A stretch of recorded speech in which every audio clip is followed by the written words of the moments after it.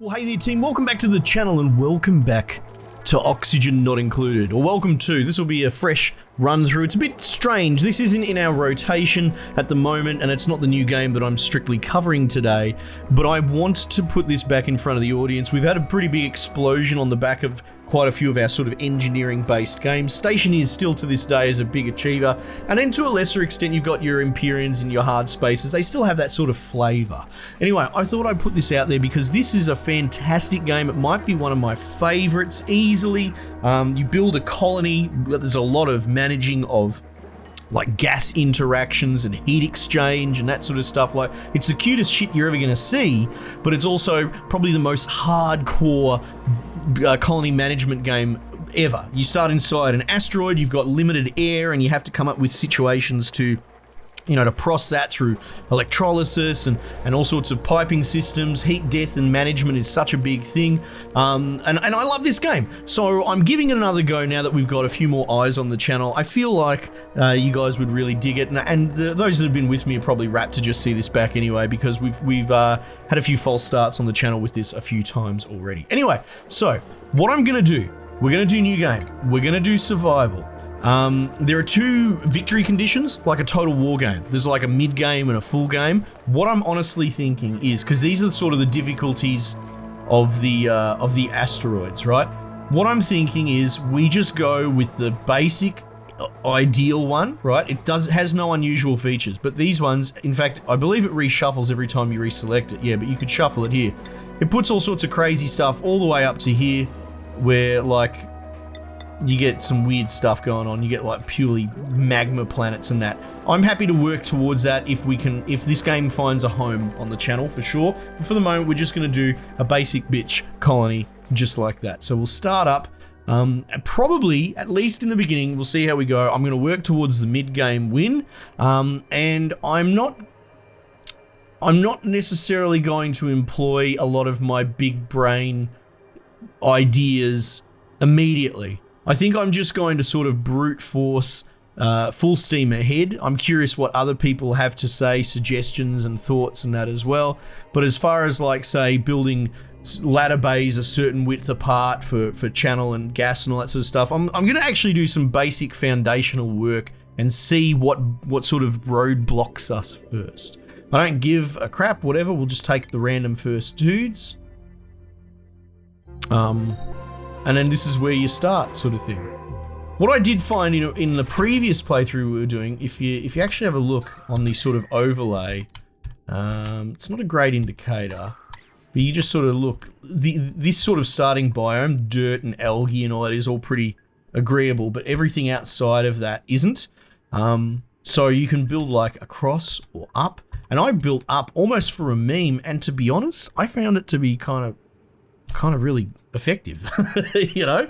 But having said that, ladders provide all sorts of problems, and that's the other thing, is you need gas flow between CO2 and O2, right? So if you just built one long corridor like here, you're gonna have all sorts of problems with the sort of CO2 O2 exchange. Let me just think about it. They do move faster across tiles. Like, that's a very real thing, but then of course there's a hygiene issue about having rooms and breaking them off.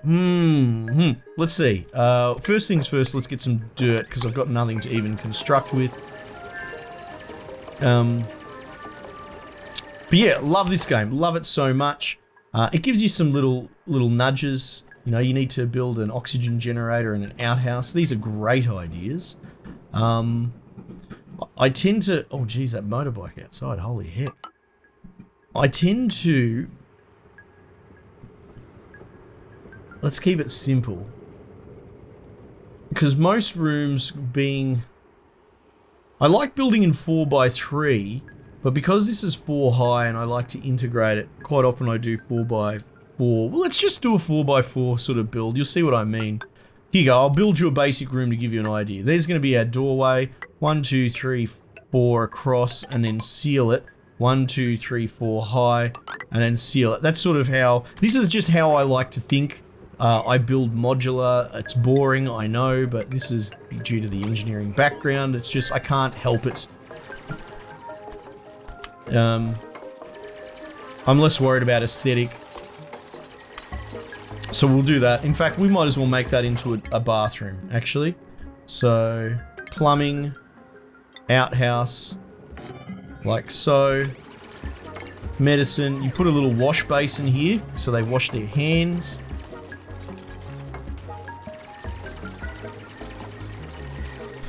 Now, people have pointed out there's all sorts of reasons to change the... You can make it so they wash their hands going in either direction or one set direction from the bathroom. I don't care. I just make it, wash your hands. If your hands are dirty, wash your hands. If you got to wash them twice, so be it.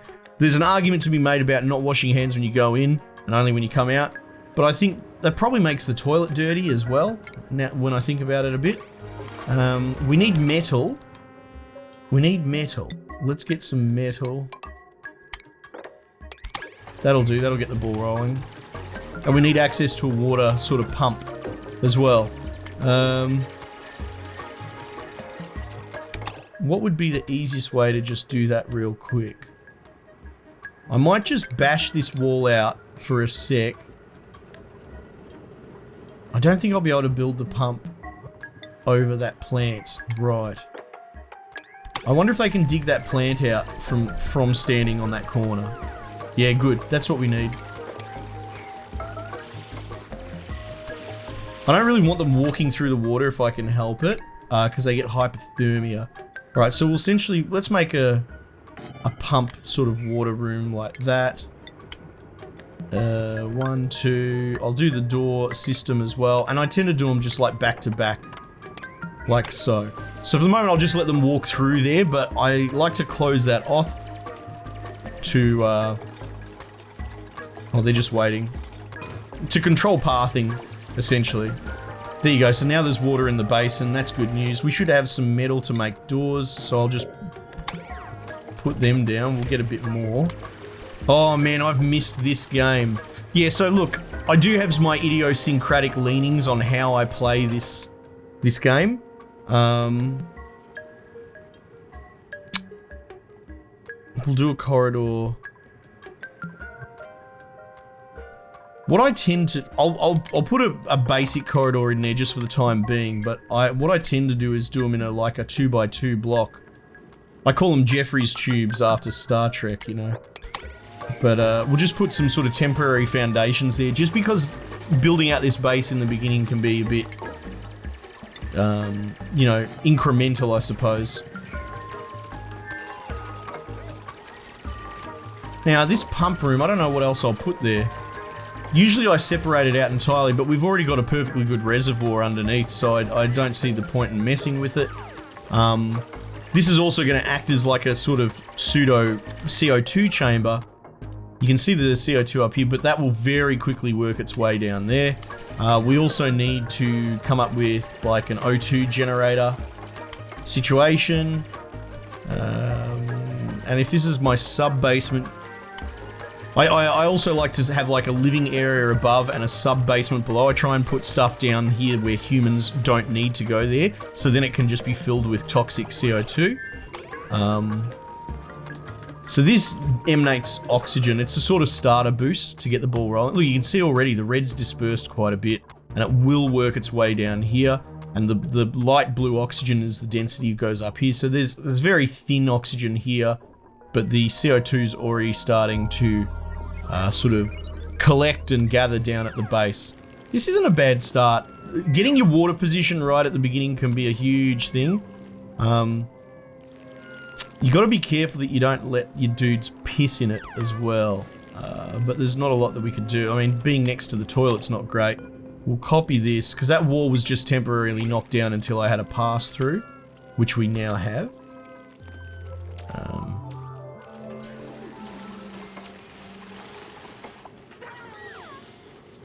So what I might do... Actually, what I'll do is I will have a passageway under here. Yeah, that's what I would normally probably do, is have a passageway underneath and then have my separation boundary into like a CO2 sort of region. Let's see how that goes for the moment. Because I like to use the passageway for some sort of miscellaneous Like, it's essentially a maintenance, well, it is like a highway in a way. That's the way I treat it. But we need to be generating O2, and I find putting a O2 diffuser here is helpful. Because that turns algae, which is all this green stuff, into O2. It's sort of tier 1 oxygen production, but beyond this biome, algae is hard to come by naturally. You can turn slime into it, but it has byproducts. But it is a starter sort of resource. Okay, so let's have a think about this. This is going to need power. It's going to need hamster wheels and batteries. What I will do, usually I actually put them in together at the very beginning. I might actually plan ahead a little bit better than I usually do. Because the batteries have no reason to be above ground, right?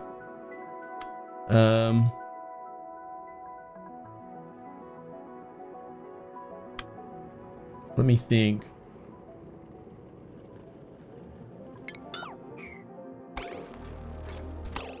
Can I build a little door?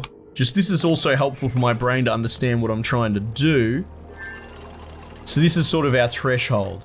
The problem is that I think we will get through this. If someone pisses themselves in a room, it will drain down. Well, as long as it's I don't care if it goes into the sub-basement, as long as it's not going into the reservoir. That's the main concern. In fact, I might even just isolate that off with a wall early, even though I do want that corridor to go through. I just want to try and isolate the water and make it very difficult for them to contaminate it, if I can help it, because as soon as they contaminate it once, that's it, it's dirty for good. Until you filter it, of course. 1, 2, 3, 4. And I guess we could put our, like, battery room.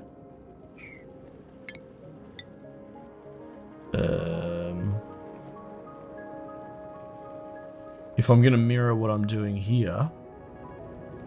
Why is my brain getting thrown for a loop? It's because of that door that's triggering me. Yeah, if I was going to do it there, that'd be the roof. Right, so that's sort of doubling as a roof in a way. Oh, I see.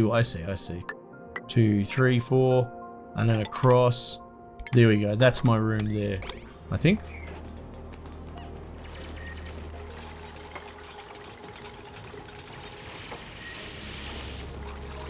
And what's actually going to go in there is batteries. I'll put an entire bank. Oh, we need more metal. We're definitely struggling in the metal department.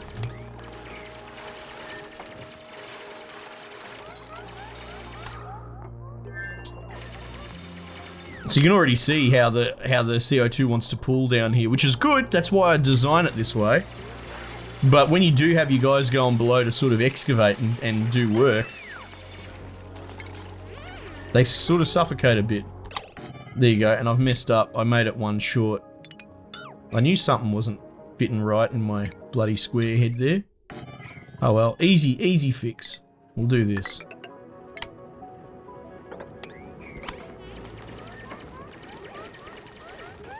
Yeah, nice and modular and neat and tidy. Just how Daddy likes it. Put a little door there.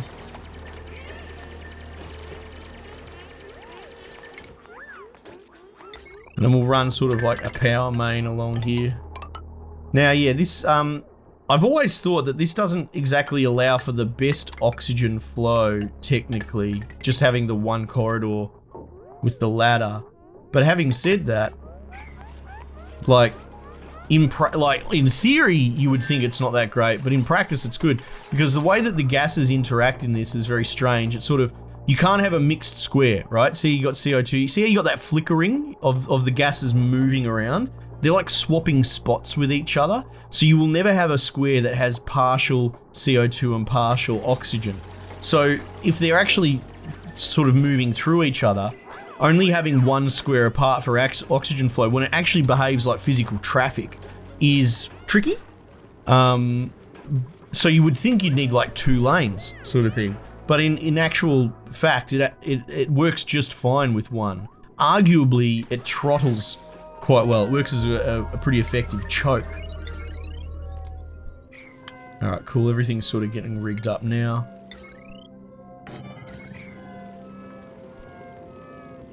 So that thing will start pumping out O2 before you know it. But look at this, my little CO2 basement's already looking good. It's quite dense in there. But yeah, it's a pretty natural system. It separates out without having to think about it too much, which is good. Colony requires a food source. Yeah, that's on the list of things to do for sure. What I might do is, the way this ration box is placed actually messes with the way that I like to build in a modular fashion, right? You can see it's right where the wall goes. But until that comes to pass, so wall 1, 2, 3, 4. Building a kitchen like that would make a lot of sense. We are going to bust open this CO2 pocket, but that's okay.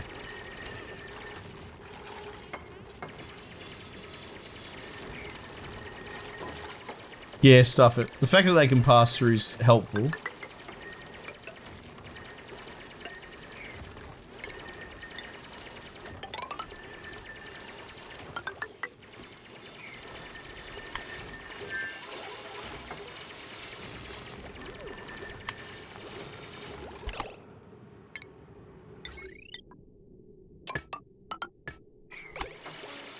So our batteries are fully charged. Our diffuser is pumping away. Look at that. Look at that density. It's so good. So look, each to their own. Everyone, I've seen a lot of people like really try and organically build throughout. I love the progress of man and industry and burning down trees and making smog. I love it. So I'm just like, nope, this is it. We're bringing man's straight edges straight into this natural habitat and bulldozing it.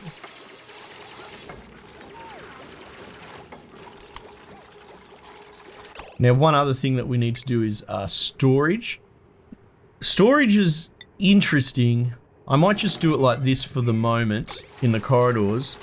But there's something to be... Storage actually, you might not realize at first, it sort of localizes infection and dirty stuff.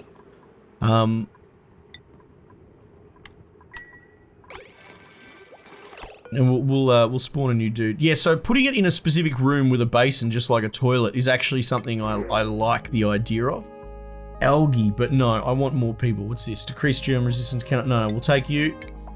I'll just take this moment to point out that if you go to colony summary, they're your two win conditions. Escape, essentially, right, into the bloody space, and then this is the midway mission. Previously, the last playthrough, I was actually rushing to a population of 12, which is dangerous, right? Because balancing your food and all that is a legit thing. I'm not sure. We'll see how we go. But we could definitely use the extra dudes. In this game, the dent they make in your food and oxygen supply is significant. So just... We're getting a lot of natural gas. One of these guys must be farting a lot. Like a lot of natural gas in there. Because we don't have exposure to it in any other way. I will give him a chance to clean up all this clutter on the ground because I think, is it K? No, it's not K. But there is a decor. It's quite an ugly place to live, and you want to have sort of high morale. I'm not that worried because morale, I won't go into it too much, but essentially it's an offset to leveling your dudes up. So you can level your dudes up and make them more competent at their jobs, but as a payment, you have to give them X morale to do it. So every time you sort of skill them up, they get a negative morale sort of, well, they get a morale deficit that you have to offset with nicer living and nicer clothes and all that sort of stuff and food. But for the time being, I can just have them eat shit. And they will lap it up and say, yes, thank you, please, more. As long as... as long as I keep them essentially low skill set. Now, I actually kind of want a spare toilet as soon as possible. That little kitchen I'll sort of round out with the microbe musher, which I use as like a Let's keep this sort of going like this. Yeah. Have some sort of order to my bloody grid. This machine you can do to make a really base level piece of food, but it's really inefficient. Use a lot of water, use a lot of power. You don't want to be using it if you can help it, but it helps to have one of those machines ready to go if you do run into that problem. Look at that, our oxygen distribution, all that's working out quite well. Yeah, so what I'll do is I'll set it to mush bar, which is garbage bar, set it for forever and highest priority, but then I hit enter so they turn the power off on it. When we start getting warnings for food, we'll turn it back on, and then guys will just automatically man it. I'm also going to mirror, well, not mirror, but get some symmetry going on here.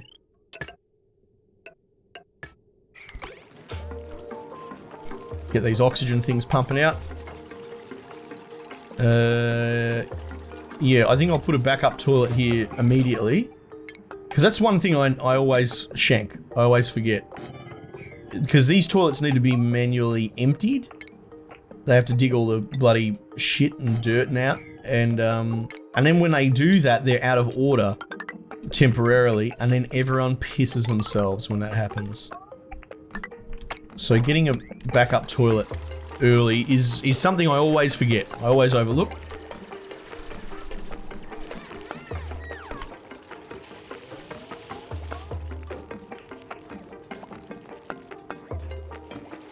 Oh man, it's good to be playing this game again. I love this game so much. But yeah, you run pipes and pump systems for pneumatics and hydraulics, all sorts of crazy shit. You can, raise animals, farming, like it is the most robust colony management game. It's easily my favorite. I'm not going to beat around the bush. It's got to be my favorite, right? Like, I love RimWorld. That's a little bit different. RimWorld's more like a catastrophe management. That's more survival, I suppose, whereas this leans more in your sort of stationeers department, where you're actually sort of problem solving, like Newtonian problems. RimWorld, you just kill and eat people and turn them into hats, which, hey, there's a place for that. I love that too. Alright, everything's coming along pretty swimmingly, actually. It's accusing me of insufficient oxygen generation. I'm not that worried about that. Because the beauty of the way that I place these oxygen diffusers, if people don't realise, is they turn off. See how it says max gas pressure? It just pumps a little bit and then turns off. So you can see it stops intermittently. So it only uses algae and draws power as much as it needs within this tiny sort of space, and then it sort of spreads out. It's actually surprisingly efficient. And you can build a shitload of these and still not go through the algae very fast. I guess if you dig out a huge open space and put one in, yes, it'll just pump non-stop to oxygenate that whole space, but do you really need it to? This actually controls my airflow ridiculously well. Anyway, I'm not knocking other people's methods, but look, the results are there. It's all pretty clean and neat and tidy. Okay, so we've got these are the basics out of the way, right? No one needs beds or anything like that. Oh, well, they get a debuff of sore back if you don't give them a bed. So maybe we will consider giving dudes beds. But the sort of next big step is research, right? So what we'll do is we'll make a research room.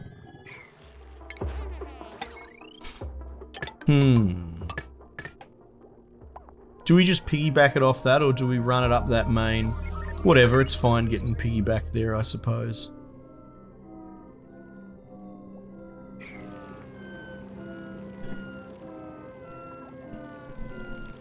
So we'll start doing that now. This is going to put significant draw on our grid.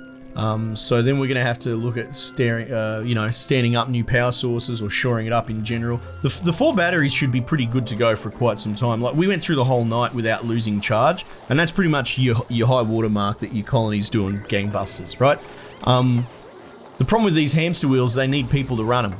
They charge the battery all the way up and then they turn off. So if you're drawing so much from your grid that they're producing as much power as you draw, they'll just not get off the wheel, and then you lose manpower, you lose labor, which is really a big deal. So going into alternate power sources like coal power and that is a legit consideration. All right, now we've got research. We're going to open this up. What do we actually want to research first? It's interesting. I do go the farming route ASAP. But what if we did go down the power route? The coal power is really good, but the thing is, generating coal is tough. The one thing that I know is those hatches, those little creatures you can see running around my base, they poo coal out if you can catch them.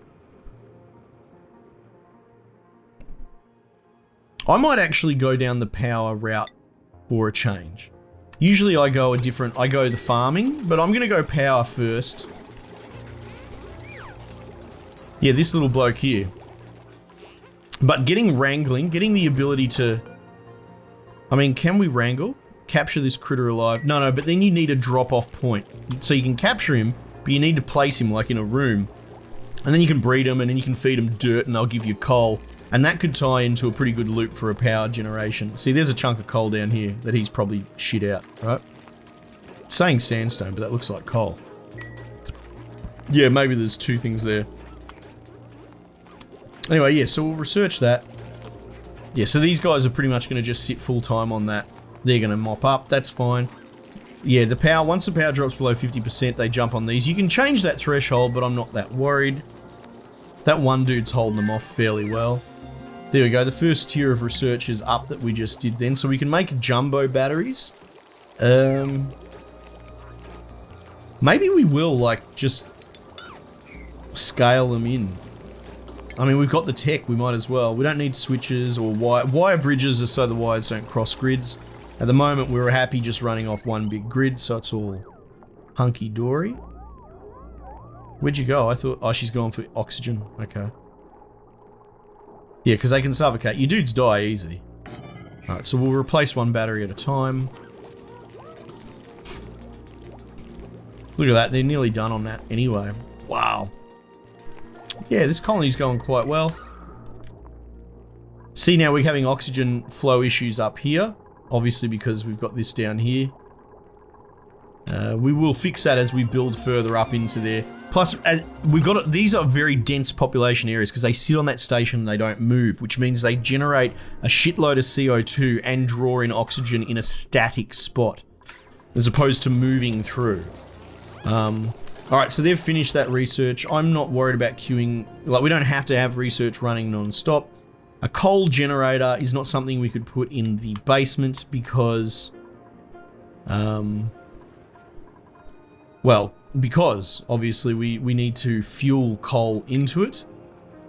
What I might do is, now the coal generator takes up 3 spots, so it's a pain in the ass. Maybe we just put it like there.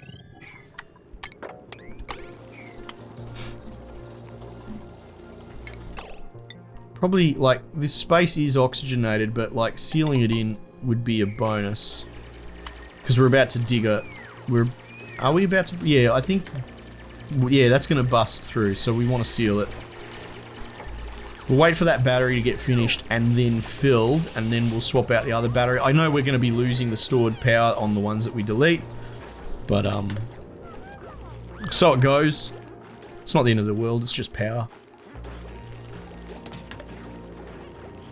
Our food supplies, we're going to... I think, there you go, we're going to hit warnings now. So we're going to start having to work this, so... Yeah, the main reason I would go into farming is so I don't have to use this machine, and that's great. Now that's going to need it digging out, but I put the outhouses on priority 9. Yeah, so the main reason we do we have to do farming eventually, right? But it's to reduce the power drain on that. But because we've gone into the coal generator already, it's quite possible that we actually managed to stave off the drain without having to use too much human power or horsepower or whatever you'd like to call to sustain. So we'll let them just work until they charge this big battery. I believe it loses charge over time slower than the other ones, so it is a big upgrade. And it's got a synergetic, like it's more than just 2 batteries for its storage. I'm sure it is. 40 and 10. There you go. It's double the equivalent space capacity.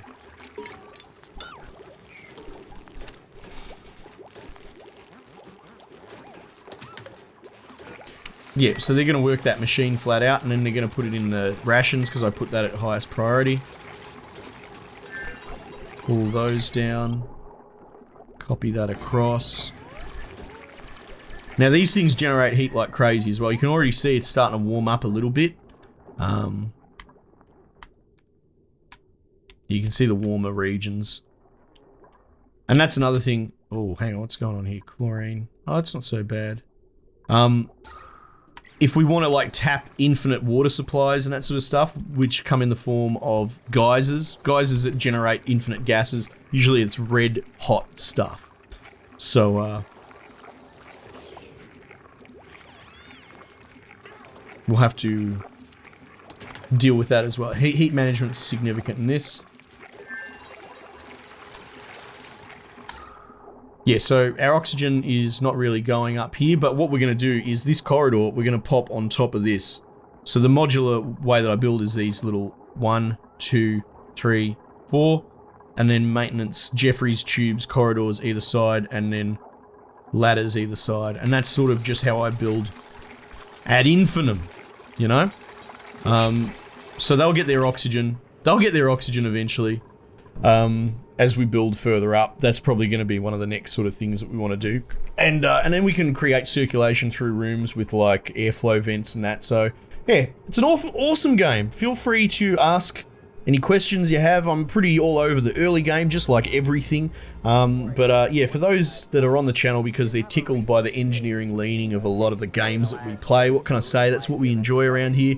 This is one of those ones that, like, in a way, even though this art style is beautiful and in a way very functional as well, I could see it that would actually work against it when people would see this and they would expect a cutesy kids game. You know, it's almost Fortnite looking. Well, but you know what I mean? Like, it evokes a very cartoony look, yet it's brutally hardcore, and I love it. Anyway, let me know what you reckon, guys. If you want to see more, we might just leave it there for the time being, and I will catch you guys on the next one.